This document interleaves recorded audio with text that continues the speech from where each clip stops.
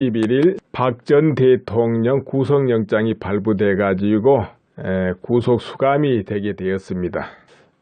보통 구속이란 것은 도주 우려가 있거나 증거인멸을 할 수 있을 때 그걸 우려해 가지고 구속을 하는 것이죠. 과연 박근혜 대통령이 도주를 하고 증거를 인멸할 그런 상황인가?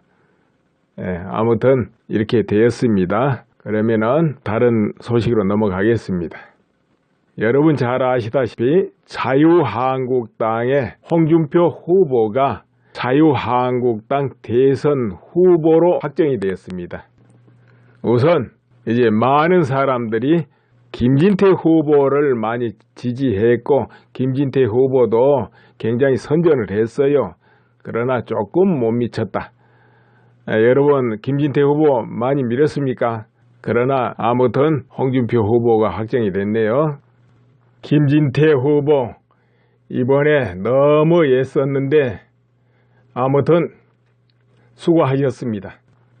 박 전 대통령의 구속영장 청구되고 그리고 영장실질심사 받고 그리고 또 구속되고 이 과정이 며칠 걸렸죠. 그런데 이때 변화가 일어나는데 그 전까지만 해도 국민의당 안철수 후보는 그냥 잠잠한 상태였다 이거지요.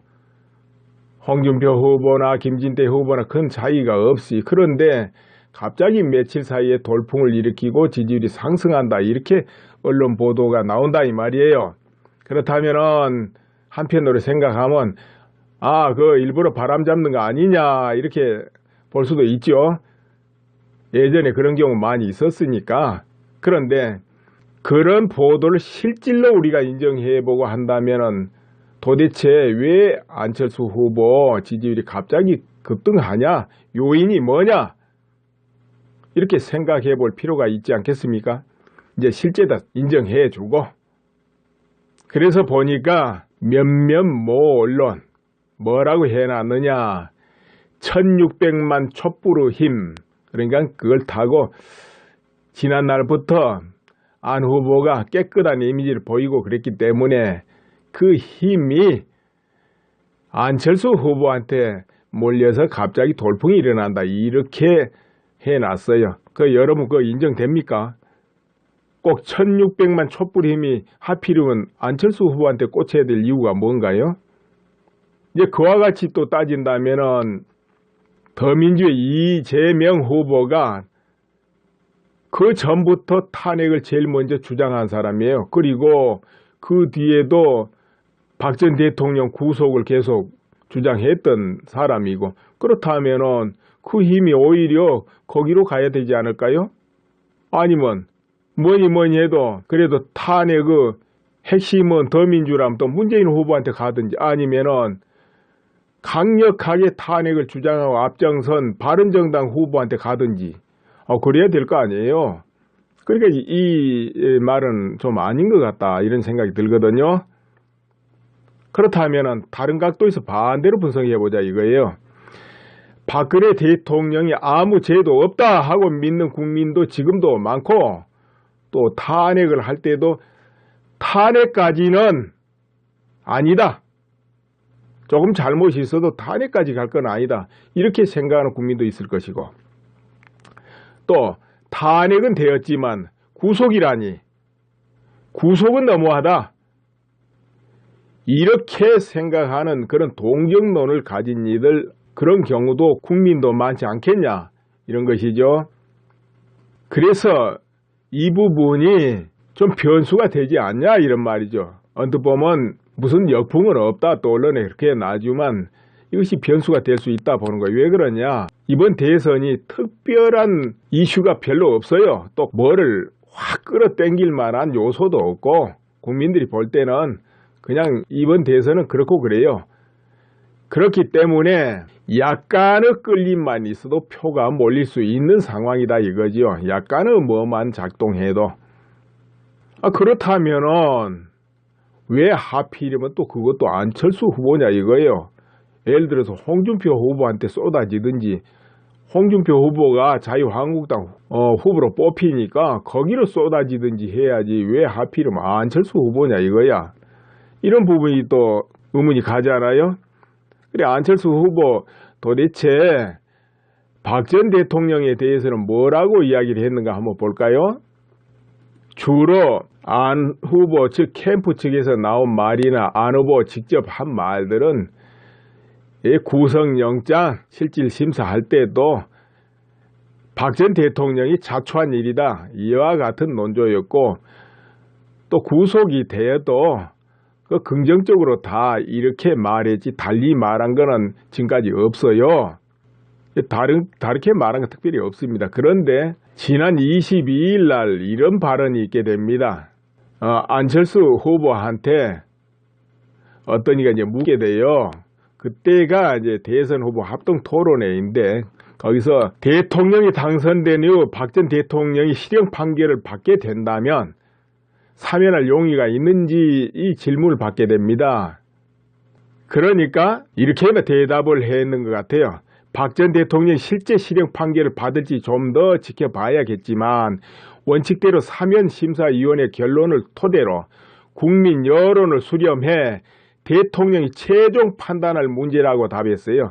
그러니까는 사면을 하지 않겠다 보다는 이렇게 길을 열어둔 거예요. 안철수 후보가. 그 여론이 따르고 그러면 사면할 수도 있다 그 말이죠. 이제 이런 발언한 게 이제 유일합니다. 그 나머지는 다 구속 긍정적으로 이렇게 보는 발언들이 캠프에서 쭉 나오지요. 자, 여기까지예요. 그런데 어떻게 됐거나 우파들 지금 소리를 안 내고 있고 숨어 있고 아니면 살짝 다른 각도로 넘어가 있는 우파 국민들이 홍 후보한테 결집이 되면 홍 후보가 돌풍을 일으킬 수밖에 없고, 어차피 선거는 쌍방 좌우 양자 대결 이렇게 끝에 가면 되는데 3파전이라도 한 사람은 약세가 되고 양자 대결이 보통 일반 구도예요. 궁극적으로. 그런데 이 홍준표 후보가 그렇게 선택되면 반드시 돌풍이 일어날 수밖에 없게 돼 있어요. 그런데 선택이 못 될 수도 있다는 거죠. 예를 들어 애수당초 염야하게 본다든지, 또 상대당 후보를 꺾을만 하지 못하다든지, 아니면은 우파 결집을 할 만한 어떤 상태가 못 된다든지 이렇게 돼버리면은 이 표가 차선책으로 이동해 버릴 수 있다는 거죠. 그 표심이 다른 각도로 갈 수 있다는 거예요. 그게 바로 국민의당 안철수 후보가 될 수 있다 이거지요. 왜 그러냐면 지금도 단일화 이런 말이 홍준표 후보 입에서 벌써 나온 지가 꽤 됐잖아요. 또 다른 쪽에서도 더민주 후보를 꺾으려면 단일화 안 하면 어려울 것이다, 이런 전망이 그전부터 쭉 있었기 때문에, 그렇다면 국민들도 누가 상대당을 꺾을 수 있겠냐 이렇게 볼 수밖에 없다는 거죠.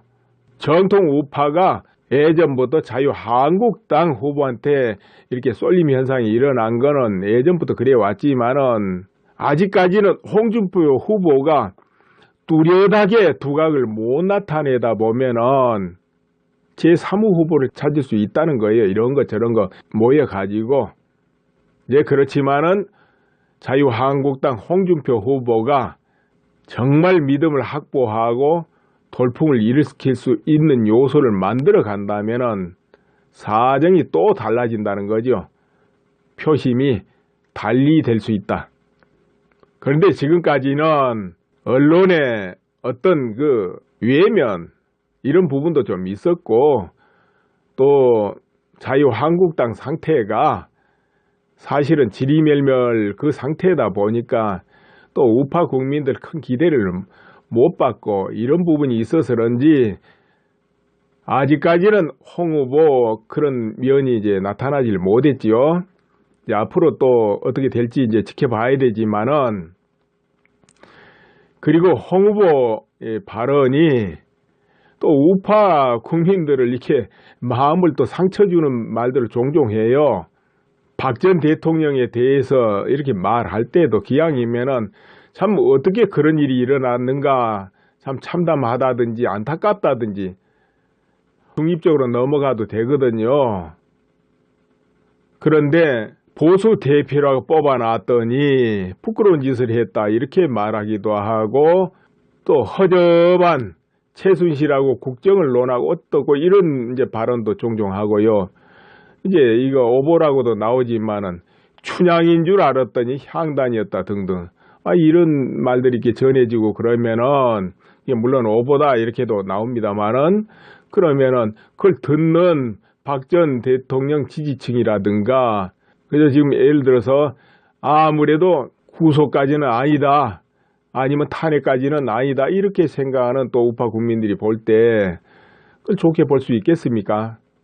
이 결집이 안 된다 이 말이에요. 표가 그렇게 되면은. 그렇기 때문에 앞으로 또 홍 후보가 이 부분에서 어떤 태세 전환을 할지 또 지켜봐야 되겠죠. 그러니까는 정말 믿음성 있고 굳건하고 몇 개도 되겠다, 믿어도 되겠다 이렇게 심어준다면 아직 여지가 많지 않냐 이렇게 봅니다.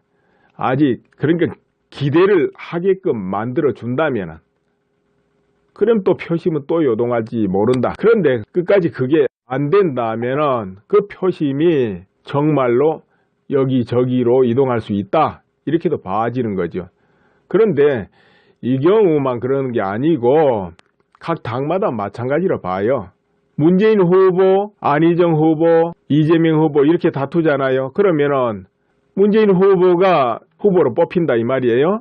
그러면은 지금 대세가 이제 그렇다고 보지 않습니까? 그러면은 이재명, 안희정 후보 밀었던 그 표가 또 다른 데로 갈 수도 있어요. 안 후보한테 갈 수도 있고 홍 후보한테 갈 수도 있고 이렇게 되는 거예요.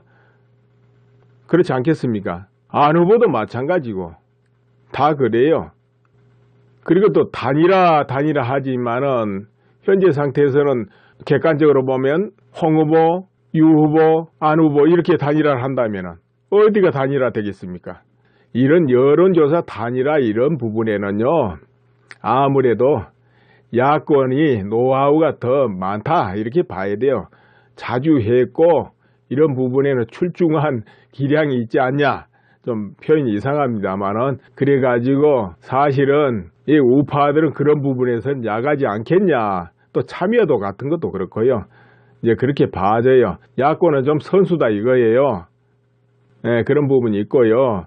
자유한국당 후보 홍준표 후보가 그야말로 더욱 분발을 해야 된다 이제 이렇게 봐지지요. 뭔가 바꿔보려면은. 그리고 또 봐야 될 부분이 있습니다. 뭐겠습니까? 안철수 후보 지지 기반이 어디냐 이거예요. 바로 강주, 전남 이런 데 아닐까요? 그렇죠. 서울 쪽도 있고. 그런데 그 지지 기반이 더민주하고 겹친다는 거예요. 서로. 그렇죠? 그럼 3파전을 한다 하면은 결국 잠식을 한다면 문재인 후보 쪽에 표를 더 잠식할 수 있는 그런 구조입니다. 물론 보수표도 아까 말한 언급한 대로해서 이렇게 표심을 끌어갈 수 있지만은 기본 지지 기반으로 보면 그렇다는 거지요. 그렇지 않습니까? 3파전으로 간다면은. 문제는 여기 관건이 우파가 어디로 결집하느냐, 여기에 관건이 걸려있다 이렇게 봐집니다. 그런데 이제 기왕 홍 후보가 자유한국당 후보로 뽑혔으니까 흩어진 우파의 민심을 하나로 끌어모아야 될 책무가 있는 것이죠. 갈라진 우파, 넘어간 우파, 쉰 우파를 모두 끌어모아서 합일시켜야 될 책임이 있다 이런 이야기죠. 그런데 어떻게 잘 될 것 같습니까 여러분? 이제 그러려면 먼저 당내부터 안정시키고 모든 당내 의원들이 또 이번에 경쟁을 한 그 후보자들이 모두 한마음으로 홍 후보와 같이 움직이고 지지하도록 그렇게 단합을 시켜야 되지 않겠는가, 난 그렇게 봐요. 저 바른정당에서 단일화하려면 친박 몇 명을 내보내라 이랬다는데 홍 후보가 그렇게 마음을 먹는다면은 그렇잖아도 무너진 데 갈갈이 찢어지고 힘을 보태는데 어려울 것이다 이렇게 보고, 그렇게 되면은 우파 국민들을 이 지지가 하나로 모으는데 지장이 있지 않겠는가 싶어요. 그리고 또 말하지만 이런 부분이 생겨요. 이제 우파 지지자 중에 안 넘어가야 되겠다, 아니면 누구한테는 안 줘야 되겠다. 그런데 홍 후보가 약세를 보이면 우파 국민들이 그러다 보면은 홍 후보는 약하니까 안철수 후보를 밀자 이렇게 되는 수가 있다는 거죠. 실제로 뭐 이와 같은 거지요. 최선이 하면 차선책, 최선이 아니면 차선책. 그 뭐냐, 김진태 후보, 홍준표 후보 이렇게 경쟁을 했는데 김진태 후보를 이렇게 열렬히 밀 지지층, 홍준표 후보가 된 게 마음에 안 든다 이게, 그러면 안 찍어버릴 수 있잖아요. 개개별로 뭐 그래요.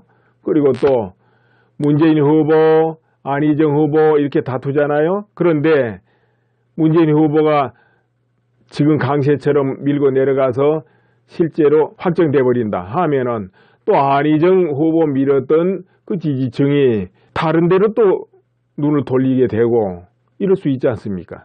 물론 안철수 후보도 마찬가지죠. 자기가 원하지 않는 후보는 안 찍어버릴 그런 권한이 있거든요. 그렇죠? 기분 안 내키면 안 가는 거 아닙니까? 또 기권하고 이제 이런데, 여기서 우리가 한번 돌이키고 깊이 살펴봐야 될 대목이 어디냐? 국가란 관점에서 이 나라가 이 중요한 2017년 방향을 어디로 틀겠냐? 이 국가란 관점에서 볼 때는 개개인 호불호를 떠나가지고 표 행사를 해야 될 그런 입장에 설 수 있다는 거 아닙니까? 여러분은 어떻게 생각하세요? 이제 개인적으로 볼 때는 정말 싫어도 국가란 관점에서 볼 때 이 후보를 뽑지 않으면 안 되겠구나. 예를 들어 이건 차선이에요. 최선은 내가 원하는 후보 뽑는 게 최선이고, 차선은 내가 원하지 않지만은 국가를 위해서 내가 저 사람을 뽑지 않으면 안 되겠다. 그러니까 A보다는 B를 뽑아야 되겠다. B보다는 A를 뽑아야 되겠다. 이제 이렇게 마음을 먹을 수가 있는 거죠. 그거는 모두가 마찬가지예요.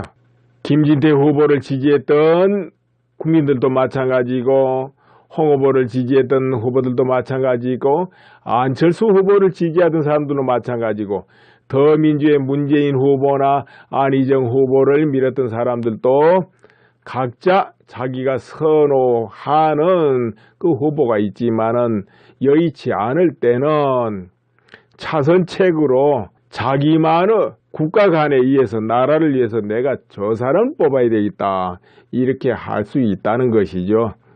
그런데 그 기운이 좌우 어느 쪽이 강력하게 작용을 하느냐, 이것이 이제 관건이고, 그 작용하는 힘이 어느 후보한테 쏟아지느냐, 여기에서 승패가 갈라질 수 있다는 거죠. 여기에서 참 이번에 대선 좀 복잡하고 여러모로 내키지 않은 부분도 많을 게, 특히 우파 국민들 사이에 누구를 찍어야 되나 이렇게 고민할 수 있는 상황이 계속 지금 진행되고 있다는 것이죠.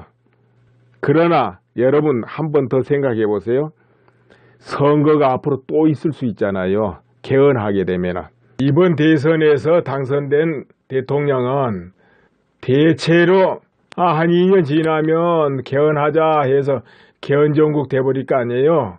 국민의당, 바른정당, 자유한국당 모두 지금도 개헌을 바라고 있는 당들이거든요. 근데 또 소수당입니다. 그러다 보니까 3년 정도 지나면은 개헌을 할 수밖에 없다 이런 이야기죠. 그렇게 되면은 국민들이 또 대통령 뽑고 국회의원 다시 뽑는 거죠. 그때 제대로 또 뽑으면 되겠죠. 다만 약간의 변수는 있는데, 더민주 후보가 대통령이 된다면 조금 다를 수 있어요. 더민주당이 지금 다수당이다 보니까 똘똘 뭉쳐가지고 개헌 거부를 하면 5년 채울 수 있습니다. 그렇지만은 더민주 안에도 서로 반목하는 계파가 있지 않겠습니까? 그중 한 계파가 돌아서 버리면 역시 개헌 정부로 돌아갈 수밖에 없다.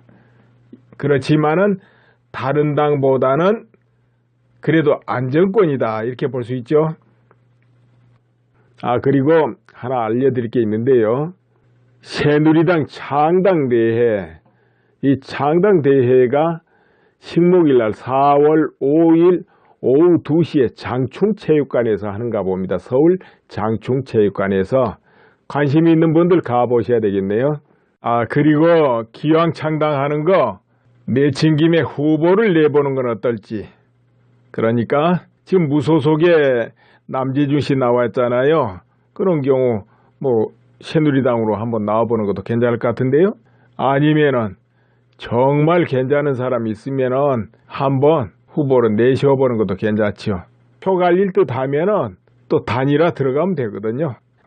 새누리당 중앙당 창당준비위원회 이래가지고 명단도 나왔네요. 창당준비위원장이 정광태, 창당준비부위원장이 권영애 이렇게 돼 있네요. 그리고 국방군사 전문가, 경제계, 법조계, 시민단체 명단들이 쭉 있습니다. 그리고 당기고, 그리고 또 사회단체, 언론계, 의료계, 일반 이렇게 쭉 명단이 있고 종교계도 있네요. 기독교, 천주교, 불교. 그런데 불교에 청화 스님이 있네요. 청화 스님. 그리고 청년 대표도 있고 쭉 이렇게 나오는데요. 학계도 있고.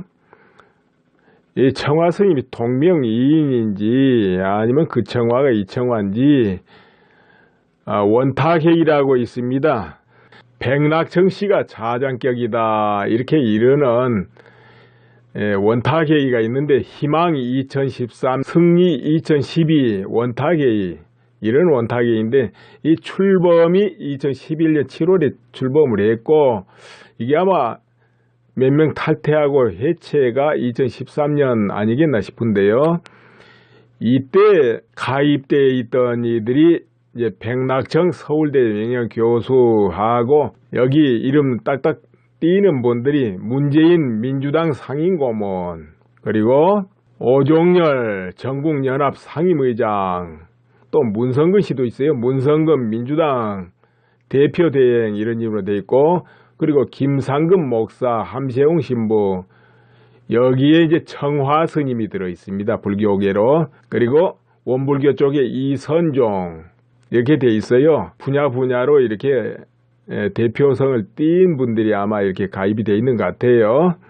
그런데 여기 청화 스님이 또 새누리당 불교계 대표로 청화, 같은 동명이인인가? 아니면 같은 사람인가? 그러네요. 새누리당 창당준비위원회 알려드렸습니다.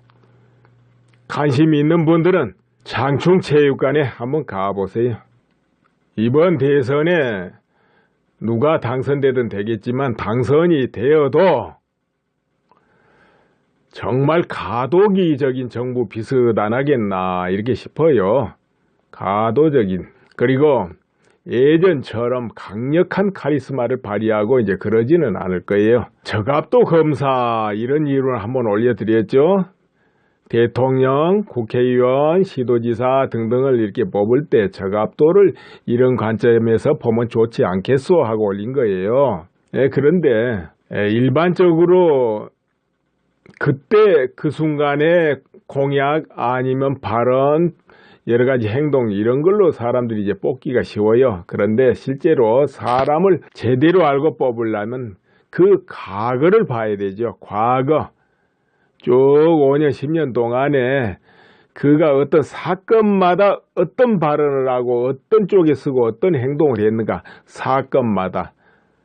또 그 중에는 자기가 유리한 사건도 있고 불리한 사건도 있지 않겠습니까? 그때마다 어떤 양상을 띄었는가 이걸 봐야 돼요. 그런 거야 모른다고요? 그거 인터넷 찾아보면 쭉 나옵니다. 이름 두들겨서 검색 들어가면은 그래 나오는데 그것을 봐야 그 사람 실체를 알 수 있는 거예요. 왜냐하면은 모든 사람의 성격이나 습관이나 가치관은 그렇게 빨리 바뀌질 않습니다. 그 특성이 안에서 딱 자리 잡고 어떤 사태를 만날 때마다 그게 반복해서 적응하면서 반응을 하거든요. 습관적으로 계속 반응합니다. 그렇기 때문에 그것은 평생에 잘 안 바뀌는 거예요. 그래서 그 부분을 보면 그 사람의 가치관, 성격, 그 사람의 모든 행동을 이렇게 유추해 볼 수 있는 거죠. 이제 그것을 보고 이 사람의 사상은 뭔가, 이념은 뭔가, 이 사람의 안보관은 뭔가, 이 사람의 경제관은 뭔가, 이 사람의 인생관은 뭔가, 이런 것을 알 수 있다는 거죠.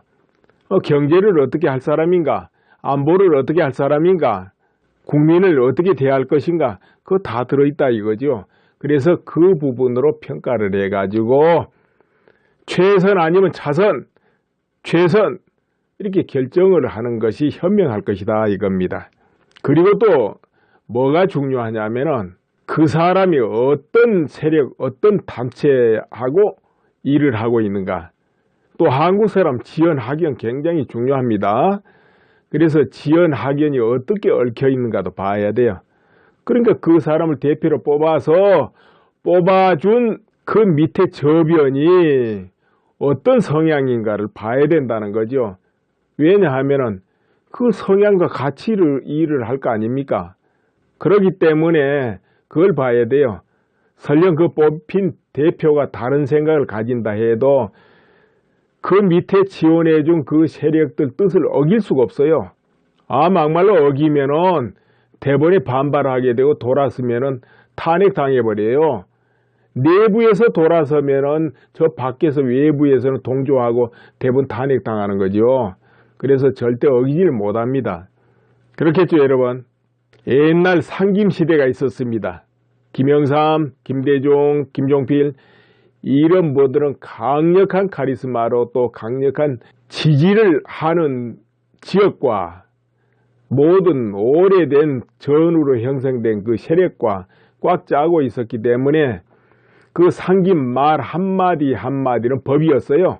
또 수많은 국민을 끌고 다닐 수 있는 능력이 있고 그러다 보니까 당을 쪼개기도 하고 합당하기도 하고 새로 만들기도 하고 혼자 결정해도 돼요. 그냥 혼자서 측근들 몇 명하고 물론 의논을 하겠지만 혼자 결정해도 다 따르게 돼 있어요. 그때는 어떤 사람 국회의원 만들고 떼는 거 그냥 알아서 하는 거예요. 뽑아주면 표 얻고 안 뽑아주면 못 얻고 말로 저는 못 쓰겠네 하면 그 사람 떨어지고 그때 그랬습니다. 모두가 말 한마디 거기 거역 못하죠. 이제 그런 시대는 갔고 또 많은 사람들을 끌고 다니고 지지를 받는 세월도 갔습니다. 박근혜 전 대통령이 그래도 사람들을 많이 끌고 다니고 저변이 넓은 분입니다. 지금까지도 실제 좀 그래요.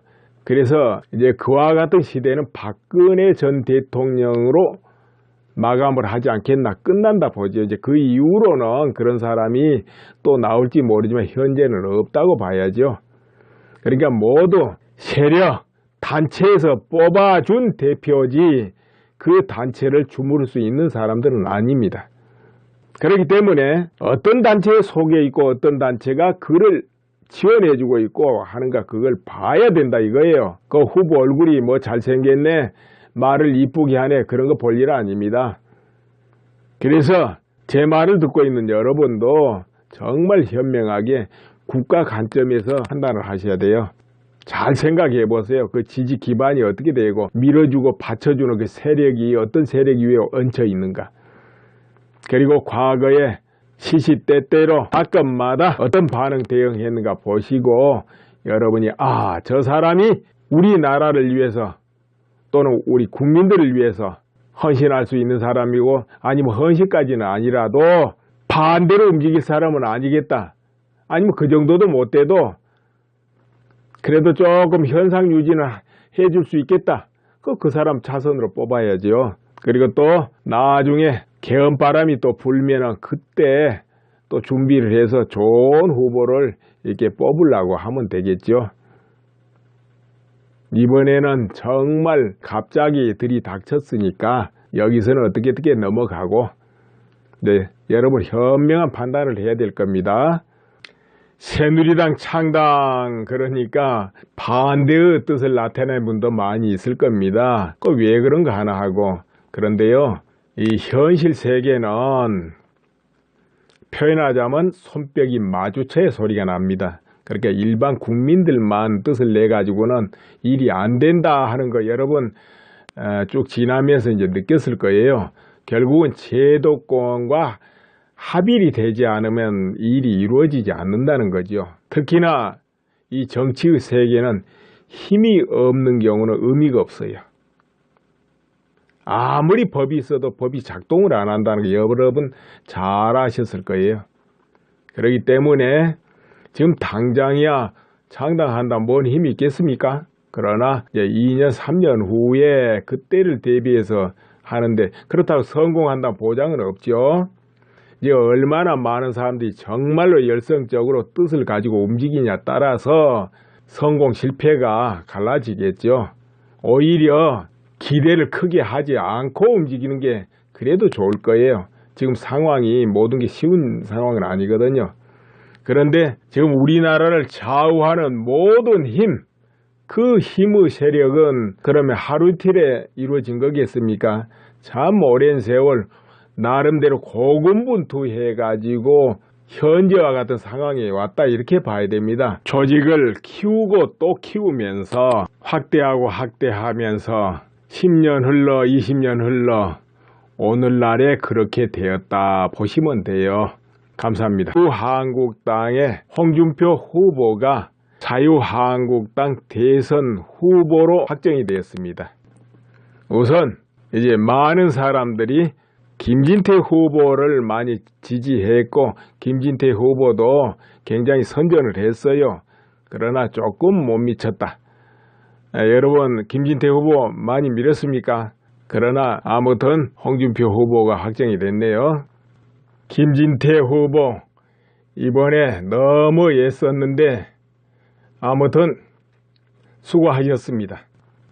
박 전 대통령 구속영장 청구되고 그리고 영장실질심사 받고 그리고 또 구속되고 이 과정이 며칠 걸렸죠. 그런데 이때 변화가 일어나는데 그 전까지만 해도 국민의당 안철수 후보는 그냥 잠잠한 상태였다 이거지요. 홍준표 후보나 김진태 후보나 큰 차이가 없이. 그런데 갑자기 며칠 사이에 돌풍을 일으키고 지지율이 상승한다 이렇게 언론 보도가 나온다 이 말이에요. 그렇다면은 한편으로 생각하면 그 일부러 바람 잡는 거 아니냐 이렇게 볼 수도 있죠. 예전에 그런 경우 많이 있었으니까. 그런데 그런 보도를 실질로 우리가 인정해보고 한다면은 도대체 왜 안철수 후보 지지율이 갑자기 급등하냐? 요인이 뭐냐? 이렇게 생각해 볼 필요가 있지 않겠습니까? 이제 실제다 인정해주고. 그래서 보니까 몇몇 모 언론 뭐라고 해놨느냐? 1600만 촛불의 힘. 그러니까 그걸 타고 지난날부터 안 후보가 깨끗한 이미지를 보이고 그랬기 때문에 그 힘이 안철수 후보한테 몰려서 갑자기 돌풍이 일어난다 이렇게 해놨어요. 여러분 그거 인정됩니까? 꼭 1600만 촛불 힘이 하필이면 안철수 후보한테 꽂혀야 될 이유가 뭔가요? 이제 그와 같이 또 따진다면은 더민주의 이재명 후보가 그 전부터 탄핵을 제일 먼저 주장한 사람이에요. 그리고 그 뒤에도 박 전 대통령 구속을 계속 주장했던 사람이고 그렇다면은 그 힘이 오히려 거기로 가야 되지 않을까요? 아니면 뭐니 해도 그래도 탄핵의 핵심은 더민주라면 또 문재인 후보한테 가든지 아니면은 강력하게 탄핵을 주장하고 앞장선 바른정당 후보한테 가든지 그래야 될 거 아니에요. 그러니까 이 말은 좀 아닌 것 같다 이런 생각이 들거든요. 그렇다면 탄핵 당해버려요. 내부에서 돌아서면은 저 밖에서 외부에서는 동조하고 대부분 탄핵 당하는 거죠. 그래서 절대 어기질 못합니다. 그렇겠죠 여러분? 옛날 상김시대가 있었습니다. 김영삼, 김대중, 김종필 이런 분들은 강력한 카리스마로 또 강력한 지지를 하는 지역과 모든 오래된 전후로 형성된 그 세력과 꽉 짜고 있었기 때문에 그 상긴 말 한마디 한마디는 법이었어요. 또 수많은 국민을 끌고 다닐 수 있는 능력이 있고 그러다 보니까 당을 쪼개기도 하고 합당하기도 하고 새로 만들기도 하고 혼자 결정해도 돼요. 그냥 혼자서 측근들 몇 명하고 물론 의논을 하겠지만 혼자 결정해도 다 따르게 돼 있어요. 그때는 어떤 사람 국회의원 만들고 떼는 거 그냥 알아서 하는 거예요. 뽑아주면 표 얻고 안 뽑아주면 못 얻고 말로 저는 못 쓰겠네 하면 그 사람 떨어지고 그때 그랬습니다. 모두가 말 한마디 거기 거역 못하죠. 이제 그런 시대는 갔고 또 많은 사람들을 끌고 다니고 지지를 받는 세월도 갔습니다. 박근혜 전 대통령이 그래도 사람들을 많이 끌고 다니고 저변이 넓은 분입니다. 지금까지도 실제 좀 그래요. 그래서 이제 그와 같은 시대는 박근혜 전 대통령으로 마감을 하지 않겠나, 끝난다 보죠. 이제 그 이후로는 그런 사람이 또 나올지 모르지만 현재는 없다고 봐야죠. 그러니까 모두 세력, 단체에서 뽑아준 대표지 그 단체를 주무를 수 있는 사람들은 아닙니다. 그렇기 때문에 어떤 단체에 속해 있고 어떤 단체가 그를 지원해주고 있고 하는가 그걸 봐야 된다 이거예요. 그 후보 얼굴이 뭐 잘생겼네, 말을 이쁘게 하네, 그런 거 볼 일 아닙니다. 그래서 제 말을 듣고 있는 여러분도 정말 현명하게 국가 관점에서 판단을 하셔야 돼요. 잘 생각해 보세요. 그 지지 기반이 어떻게 되고 밀어주고 받쳐주는 그 세력이 어떤 세력이 위에 얹혀 있는가. 그리고 과거에 시시때때로 사건마다 어떤 반응 대응했는가 보시고 여러분이 저 사람이 우리나라를 위해서 또는 우리 국민들을 위해서 헌신할 수 있는 사람이고 아니면 헌신까지는 아니라도 반대로 움직일 사람은 아니겠다. 아니면 그 정도도 못 돼도 그래도 조금 현상 유지는 해줄 수 있겠다. 그 사람 차선으로 뽑아야죠. 그리고 또 나중에 개헌바람이 또 불면은 그때 또 준비를 해서 좋은 후보를 이렇게 뽑으려고 하면 되겠죠. 이번에는 정말 갑자기 들이닥한 사건도 있고 불리한 사건도 있지 않겠습니까? 그때마다 어떤 양상을 띄었는가 이걸 봐야 돼요. 그런 거야 모른다고요? 그거 인터넷 찾아보면 쭉 나옵니다. 이름 두들겨서 검색 들어가면은 그래 나오는데 그것을 봐야 그 사람 실체를 알 수 있는 거예요. 왜냐하면은 모든 사람의 성격이나 습관이나 가치관은 그렇게 빨리 바뀌질 않습니다. 그 특성이 안에서 딱 자리 잡고 어떤 사태를 만날 때마다 그게 반복해서 적응하면서 반응을 하거든요. 습관적으로 계속 반응합니다. 그렇기 때문에 그것은 평생에 잘 안 바뀌는 거예요. 그래서 그 부분을 보면 그 사람의 가치관, 성격, 그 사람의 모든 행동을 이렇게 유추해 볼 수 있는 거죠. 이제 그것을 보고 이 사람의 사상은 뭔가, 이념은 뭔가, 이 사람의 안보관은 뭔가, 이 사람의 경제관은 뭔가, 이 사람의 인생관은 뭔가 이런 것을 알 수 있다는 거죠. 경제를 어떻게 할 사람인가, 안보를 어떻게 할 사람인가, 국민을 어떻게 대할 것인가, 그거 다 들어있다 이거죠. 그래서 그 부분으로 평가를 해가지고 최선 아니면 차선, 최선 이렇게 결정을 하는 것이 현명할 것이다 이겁니다. 그리고 또 뭐가 중요하냐면은 그 사람이 어떤 세력, 어떤 단체하고 일을 하고 있는가. 또 한국 사람 지연 학연 굉장히 중요합니다. 그래서 지연 학연이 어떻게 얽혀 있는가도 봐야 돼요. 그러니까 그 사람을 대표로 뽑아서 뽑아준 그 밑에 저변이 어떤 성향인가를 봐야 된다는 거죠. 왜냐하면은 그 성향과 같이 일을 할 거 아닙니까? 그렇기 때문에 그걸 봐야 돼요. 설령 그 뽑힌 대표가 다른 생각을 가진다 해도 그 밑에 지원해준 그 세력들 뜻을 어길 수가 없어요. 막말로 어기면은 대번에 반발하게 되고 돌았으면은 탄핵당해버려요. 내부에서 돌아서면은 저 밖에서 외부에서는 동조하고 대부분 탄핵당하는 거죠. 그래서 절대 어기지를 못합니다. 그렇겠죠, 여러분? 옛날 상김시대가 있었습니다. 김영삼, 김대중, 김종필 이런 분들은 강력한 카리스마로 또 강력한 지지를 하는 지역과 모든 오래된 전후로 형성된 그 세력과 꽉 짜고 있었기 때문에 그 상김 말 한마디 한마디는 법이었어요. 또 수많은 국민을 끌고 다닐 수 있는 능력이 있고 그러다 보니까 당을 쪼개기도 하고 합당하기도 하고 새로 만들기도 하고 혼자 결정해도 돼요. 그냥 혼자서 측근들 몇 명이 다른 데로 또 눈을 돌리게 되고 이럴 수 있지 않습니까?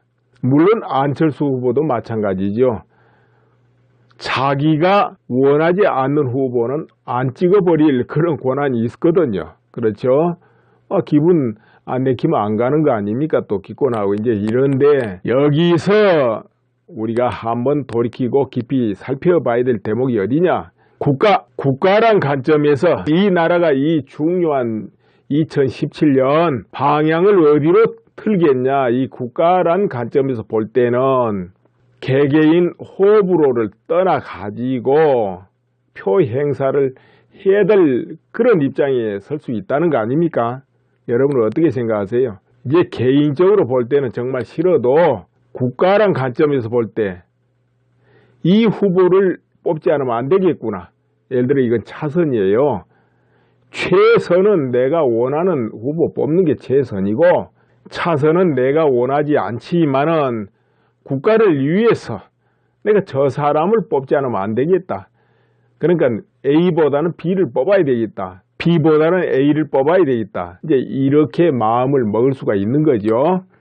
그거는 모두가 마찬가지예요. 김진태 후보를 지지했던 국민들도 마찬가지고 홍 후보를 지지했던 후보들도 마찬가지고 안철수 후보를 지지하던 사람들도 마찬가지고 더민주의 문재인 후보나 안희정 후보를 밀었던 사람들도 각자 자기가 선호하는 그 후보가 있지만은 여의치 않을 때는 차선책으로 자기만의 국가관에 의해서 나라를 위해서 내가 저 사람 뽑아야 되겠다 이렇게 할 수 있다는 것이죠. 그런데 그 기운이 좌우 어느 쪽이 강력하게 작용을 하느냐 이것이 이제 관건이고 그 작용하는 힘이 어느 후보한테 쏟아지느냐 여기에서 승패가 갈라질 수 있다는 거죠. 여기에서 참 이번에 대선 좀 복잡하고 여러모로 내키지 않은 부분도 많을 게 특히 우파 국민들 사이에 누구를 찍어야 되나 이렇게 고민할 수 있는 상황이 계속 지금 진행되고 있다는 것이죠. 그러나 여러분 한 번 더 생각해 보세요.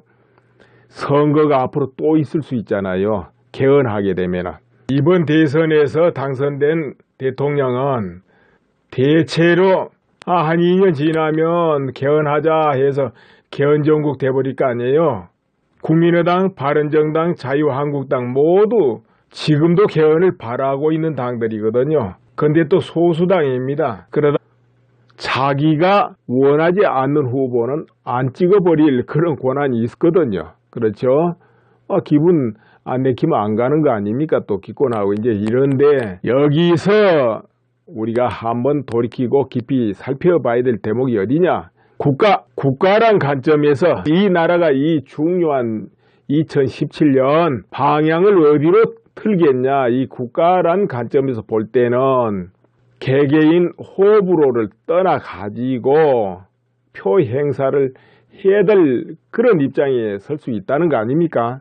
여러분은 어떻게 생각하세요? 이제 개인적으로 볼 때는 정말 싫어도 국가란 관점에서 볼 때 이 후보를 뽑지 않으면 안 되겠구나. 예를 들어 이건 차선이에요. 최선은 내가 원하는 후보 뽑는 게 최선이고 차선은 내가 원하지 않지만은 국가를 위해서 내가 저 사람을 뽑지 않으면 안 되겠다.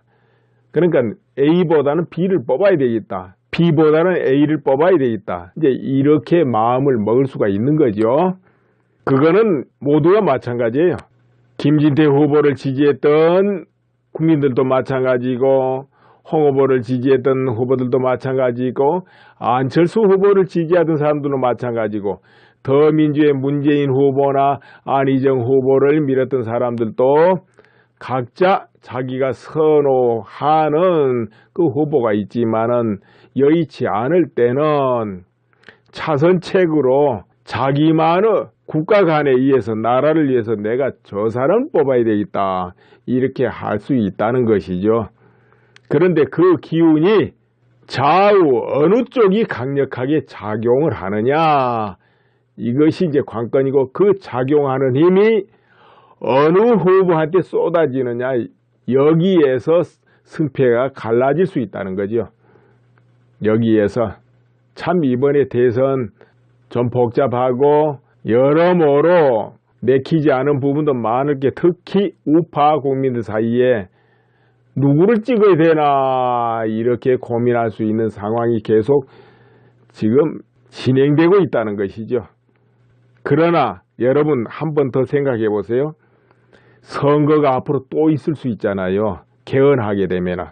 이번 대선에서 당선된 대통령은 대체로 한 2년 지나면 개헌하자 해서 개헌정국 돼버릴 거 아니에요. 국민의당, 바른정당, 자유한국당 모두 지금도 개헌을 바라고 있는 당들이거든요. 근데 또 소수당입니다. 그러다 보니까 3년 정도 지나면은 개헌을 할 수밖에 없다 이런 이야기죠. 그렇게 되면 홍 후보한테 갈 수도 있고 이렇게 되는 거예요. 그렇지 않겠습니까? 안 후보도 마찬가지고 다 그래요. 그리고 또 단일화 하지만은 현재 상태에서는 객관적으로 보면 홍 후보, 유 후보, 안 후보 이렇게 단일화를 한다면은 어디가 단일화 되겠습니까? 이런 여론조사 단일화 이런 부분에는요. 아무래도 야권이 노하우가 더 많다 이렇게 봐야 돼요. 자주 했고 이런 부분에는 출중한 기량이 있지 않냐. 좀 표현이 이상합니다만은 그래가지고 사실은 이 우파들은 그런 부분에서는 야가지 않겠냐. 또 참여도 같은 것도 그렇고요. 이제 그렇게 봐져요. 야권은 좀 선수다 이거예요. 네, 그런 부분이 있고요. 자유한국당 후보 홍준표 후보가 그야말로 더욱 분발을 해야 된다. 이제 이렇게 봐지지요. 뭔가 바꿔보려면은. 그리고 또 봐야 될 부분이 있습니다. 뭐겠습니까? 안철수 후보 지지 기반이 어디냐 이거예요. 바로 강주, 전남 이런 데 아닐까요? 그렇죠. 서울 쪽도 있고. 그런데 그 지지 기반이 더민주하고 겹친다는 거예요. 서로. 그렇죠? 그럼 3파전을 한다 하면은 결국 잠식을 한다면 문재인 후보 쪽에 표를 더 잠식할 수 있는 그런 구조입니다. 물론 보수표도 아까 말한 언급한 대로해서 이렇게 표심을 끌어갈 수 있지만은 기본 지지 기반으로 보면 그렇다는 거지요. 그렇지 않습니까? 3파전으로 간다면은 문제는 여기 관건이 우파가 어디로 결집하느냐 여기에 관건이 걸려있다 이렇게 봐집니다.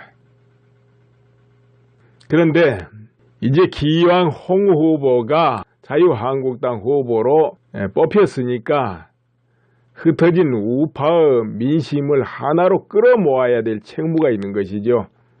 갈라진 우파, 넘어간 우파, 쉰 우파를 모두 끌어모아서 합일시켜야 될 책임이 있다 이런 이야기죠. 그런데 어떻게 잘 될 것 같습니까 여러분?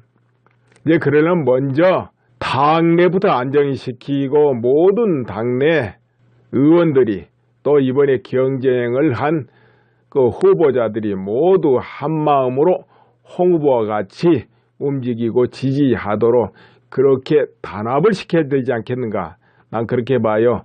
저 바른정당에서 단일화 하려면 친박 몇 명을 내보내라 이랬다는데 홍 후보가 그렇게 마음을 자유한국당 후보로 뽑히니까 거기로 쏟아지든지 해야지 왜 하필이면 안철수 후보냐 이거야.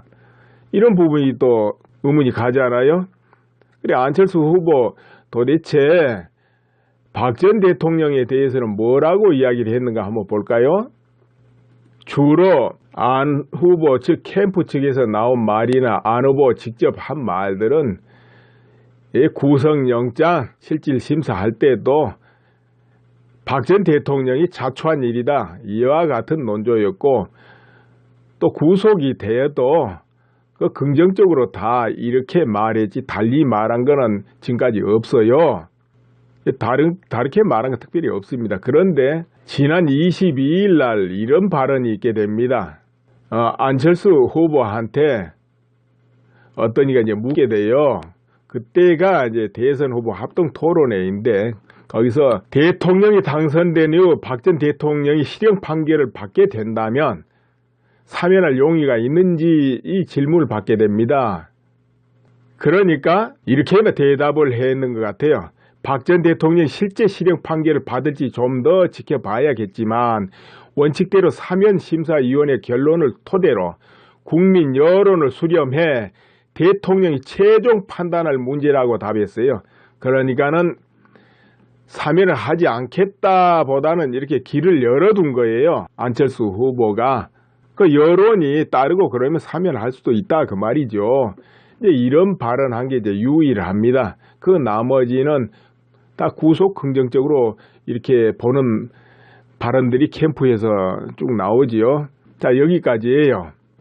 그런데 어떻게 됐거나 우파들 지금 소리를 안 내고 있고 숨어 있고 아니면 살짝 다른 각도로 넘어가 있는 우파 국민들이 홍 후보한테 결집이 되면 홍 후보가 돌풍을 일으킬 수밖에 없고, 어차피 선거는 쌍방 좌우 양자 대결 이렇게 끝에 가면 되는데 3파전이라도 한 사람은 약세가 되고 양자 대결이 보통 일반 구도예요, 궁극적으로. 그런데 이 홍준표 후보가 그렇게 선택되면 반드시 돌풍이 일어날 수밖에 없게 돼 있어요. 그런데 선택이 못 될 수도 있다는 거죠. 예를 들어 애수당초 염야하게 본다든지, 또 상대당 후보를 꺾을만 하지 못하다든지, 아니면은 우파 결집을 할 만한 어떤 상태가 못 된다든지, 이렇게 돼버리면은 이 표가 차선책으로 이동해 버릴 수 있다는 거죠. 그 표심이 다른 각도로 갈 수 있다.